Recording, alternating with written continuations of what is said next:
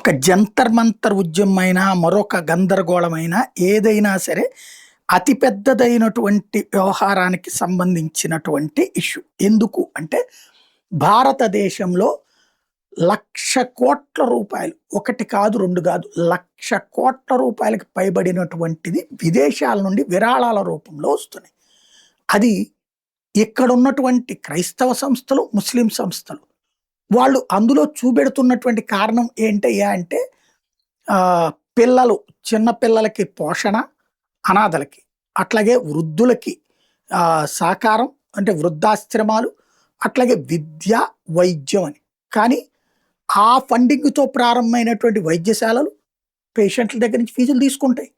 ఆ ఫండింగ్‌తో ప్రారంభమైనటువంటి విద్యాశాలలు స్టూడెంట్స్ దగ్గర నుంచి ఫీజులు కలెక్ట్ చేస్తున్నాయి. మనకి ఇక్కడ క్రైస్తవ మిషనరీ సంస్థల్లో ఫ్రీగా ఏమైనా చేస్తున్నారా?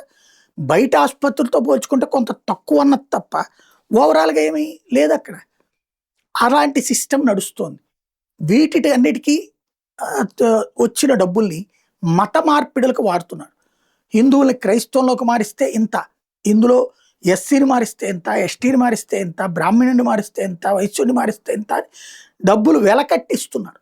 అట్లాగే ముస్లింల్లో కూడా ఈ మధ్యన ప్రారంభమైనటువంటిది అబ్బాయిలను కానీ అమ్మాయిలు కానీ మత మార్పిడి. అమ్మాయిలను అయితే ప్రేమించి పెళ్లి పేరుతో తీసుకొచ్చి ఆ తర్వాత మతం మార్చడం, అబ్బాయిల్ని స్నేహం పేరుతో మతం మార్చడం, దీనికి ఫండింగ్ వస్తున్నాయి.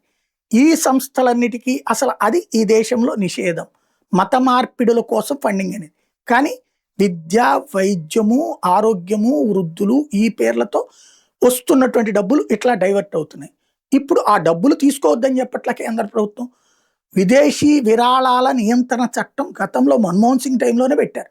ఎందుకంటే తమిళనాడులో వచ్చినటువంటిది కడంకళం అడ్డుకోవడానికి జరిగినటువంటి కుట్ర వెనకాల స్వచ్ఛంద సంస్థల ముసుగులో ఉన్నటువంటి వాళ్ళు, అంటే విదేశాల నుండి పర్యావరణ పరిరక్షణ పేరుతో నిధులు తీసుకుని చివరికి ఇక్కడ ఉన్నటువంటి ఒక ప్లాంట్ పెట్టద్దని చెప్పినటువంటి వాళ్ళు, వీళ్ళకి ఫండింగ్ వచ్చింది చైనా నుంచి.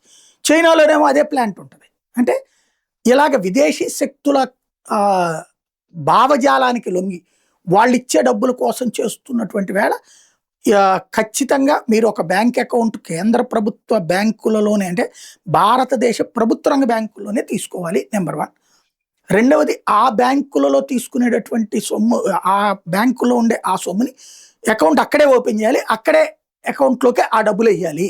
అట్లాగే మీరు చెప్పినటువంటి పర్పస్ కింద ఖర్చు పెట్టాలి.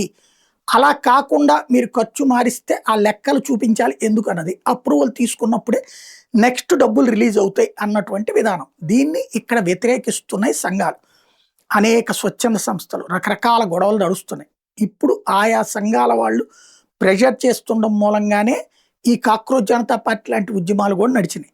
అయినా సరే ఓ పక్కన ఆ ఉద్యమాన్ని చల్లబరిచి FCRA బిల్ అయితే లైన్లోకి తీసుకొస్తున్నాడు నరేంద్ర మోడీ. ఇవాళ నుంచి చర్చలు జరిగితే 5వ తారీఖున ఓటింగ్ ఫైనల్ అయ్యే అవకాశం ఉంది.